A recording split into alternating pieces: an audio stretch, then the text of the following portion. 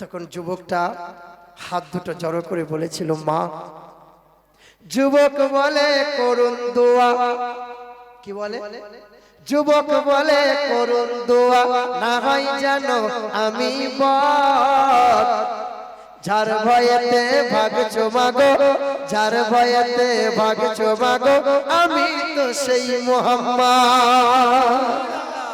তখন বুড়ি মহিলা বলছে, সর্বনাশ, তোমাকে লোকে জাদুকর বলতো, তোমাকে লেখে বদমাশ বলতো, তোমাকে পাগল বলতো, তোমাকে নির্বংশ বলেছিল। তোমার মতো এমন মহান ব্যক্তি, আহ! সঙ্গে সঙ্গে বুড়ি মহিলা কালেমা পড়ে ঈমান নিয়ে এলো। বাবাজিরা, ভাইরা আমার, ওইটা বলতে গেলে তো আবার অনেক সময় চলে যাবে বাপ। আচ্ছা বলবো ইনশাল্লাহ, একটু দাঁড়ান।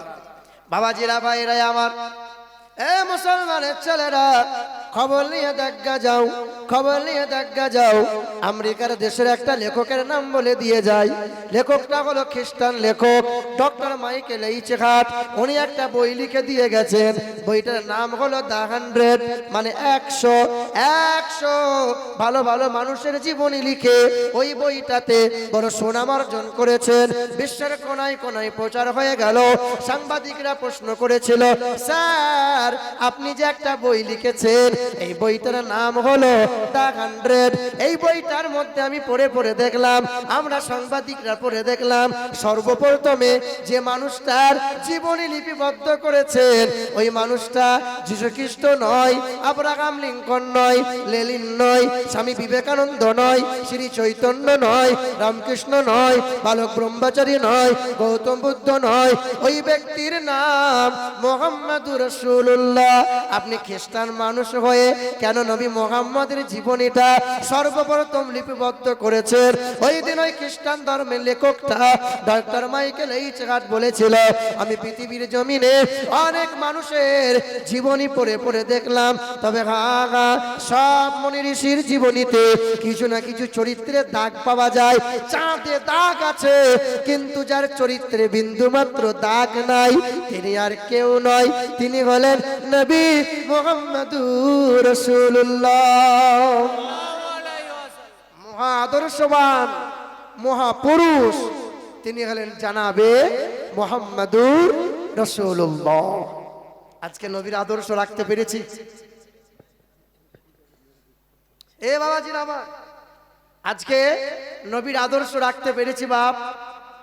রাখতে পেরেছি আমরা? আজকে মুসলমান হয়ে সুদের কারবার করব, আজকে মুসলমান হয়ে লটারি কাটবো।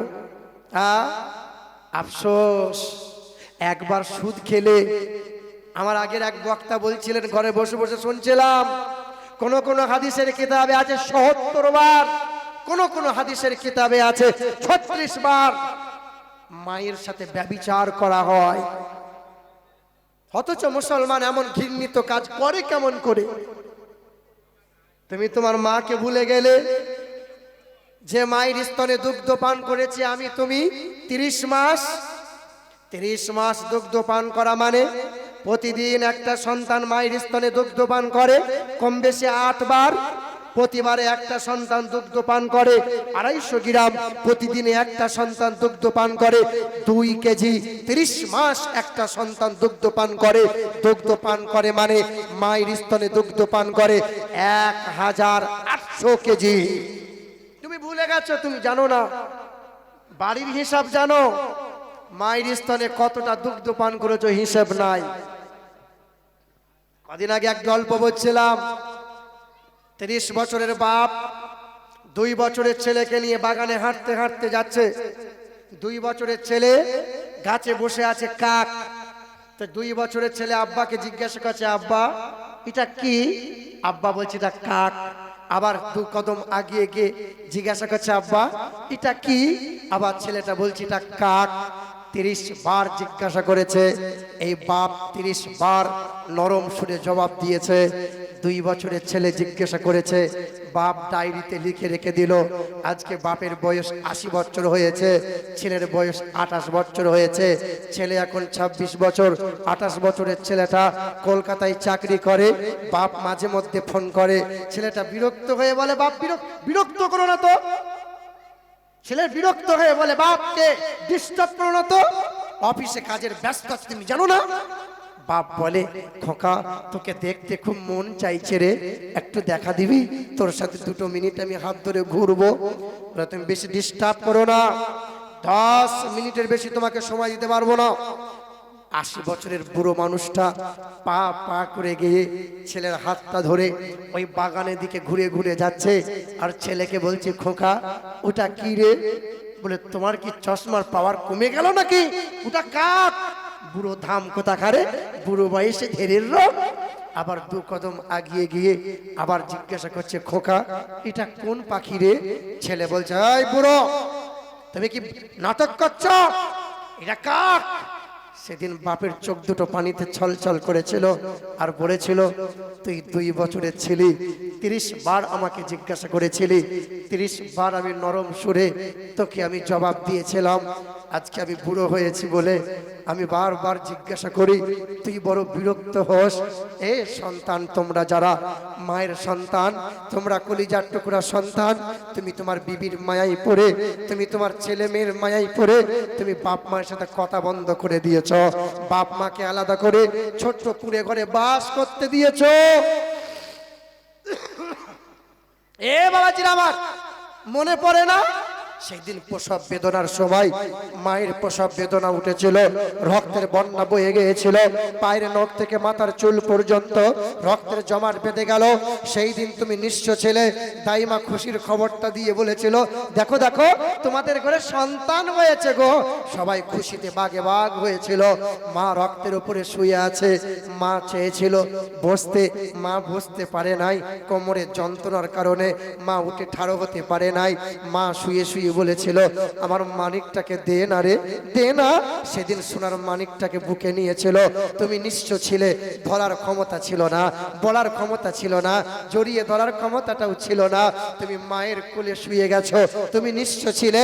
সেদিন বিনা স্বার্থে, নিঃস্বার্থে তুমি নিঃস্ব অবস্থায় তোমাকে সর্বপ্রথমে তোমাকে আব্বা বলে ডেকেছিল, যে সে ছিল তোমার মা, সে ছিল তোমার মা, সে ছিল তোমার আব্বা। তুমি তো ভুলে গেছো খোকা, তুমি ভুলে গেছো সেই দিনকার। আজকে তোমার টাকা হয়েছে, আজকে তোমার রক্তের গরম বেড়ে গেছে, আজকে টাকার গরম বেড়ে গেছে, আজকে বাড়ি গাড়ি হয়েছে বলে নিজের বৃদ্ধ বাপ আর বৃদ্ধা মাকে তুমি ভুলে গেলে। তোমার শরম পাওয়া দরকার। এই মানুষটা হুজুরের কাছে দোয়া চাইতে যায়, এই মানুষটা এই ব্যক্তির কাছে দোয়া চাইতে যায়। পৃথিবীর কোনো ব্যক্তির কাছে দোয়ার প্রয়োজন নাই, নিজের বাপ মায়ের কাছে দোয়া নাও। পিতা মাতার দোয়া যদি তোমার মাথার উপরে রয়ে যায়, পৃথিবীর সব জায়গাতে কল্যাণ আর কামিয়াবি পেয়ে যাবে। পৃথিবীর জমিনে বাপ মায়ের দোয়ার কারণে আল্লাহর ওলি হওয়া যায়, বাপ মায়ের দোয়ার কারণে হক্কানি হাফেজ হওয়া যায়, হক্কানি আলেম হওয়া যায়, হক্কানি ইমাম হওয়া যায়। বাপ মায়ের দোয়াতে কত শত সন্তান পৃথিবীতে ধ্বংস পাওয়া যায়। ইতিহাস খুলে দেখো। এ মুসলমানের ছেলেরা, এই নওজোয়ান যুবকেরা, এই বাবাজিরা, আমার চোখে দেখা, আমার চোখে দেখা 2টো সন্তান বাপ কষ্ট করে মানুষ করেছে। ছেলে 2টো বোম্বাই ভারত নগরে 2টো সোনার দোকান করে নিয়েছে, গ্রামের বাড়িতে 2 তলা বাড়ি করেছে। বুড়ো বাপ মায়ের জন্য 1 তলা 2 তলায় বাপ মায়ের জন্য রুম ফাঁকা নাই, তাই বাপ মায়ের জন্য ভালো একটা রুমের ব্যবস্থা করেছে। সিঁড়ির তলায় মশারি টাঙিয়ে দিয়ে বুড়ো বাপ মাকে জায়গা করে দিয়েছে। ঈদের 3 দিন আগে বড় বউটা ফোন করে বলছে, ছেলেকে ফোন করে বলছে, স্বামীকে বলছে, তুমি তো বাড়ি আসবে, তোমাকে যে বলেছিলাম লাল টুকটুকে শাড়ি আনার জন্য, তোমার কি মনে নাই? বলে, হ্যাঁ। আমার মায়ের জন্য তাঁতের শাড়িটা আনিও, ভুলে যেও না। আমার আব্বার জন্য ভালো একটা জামা পাঞ্জাবি নিয়ে আসিও, ভুলে যেও না। তোমার শাড়ির জন্য একটা ফ্রক আনবে, তোমার ছেলে মেয়ের জন্য। সেদিন বোম্বাই থেকে ফোনে বলেছিল, তোমাদের সবার জন্য কিনা হয়ে গেছে, এবার বুড়ো বাপের আর মায়ের জন্য কিনে নিয়ে বাড়ি চলে যাব। সেদিন বউটা বলেছিল, তুমি কেন আনবে? বুড়ো বাপ মায়ের জন্য টাকা কি কুটকুনি ধরে গেছে? রেখে দাও তোমার টাকা, একটা পয়সা খরচ করবে না, তোমার বাপ মায়ের জন্য ছোট ভাই কিনবে। সেদিন ওই নেমক হারাম সন্তানটা, ওই কুলাঙ্গার ছেলেটা বাপ মায়ের জন্য নিয়ে আসে নাই, শাশুড়ির জন্য নিয়েছে, শ্বশুরের জন্য নিয়েছে, শালির জন্য নিয়েছে, শালার জন্য নিয়েছে, ছেলে মেয়ের জন্য জামা কাপড় হয়েছে, আদরের বিবির জন্য হয়ে গেল। ছোট ভাইটা আনবে বলে ছোট ভাইটাও আনে নাই।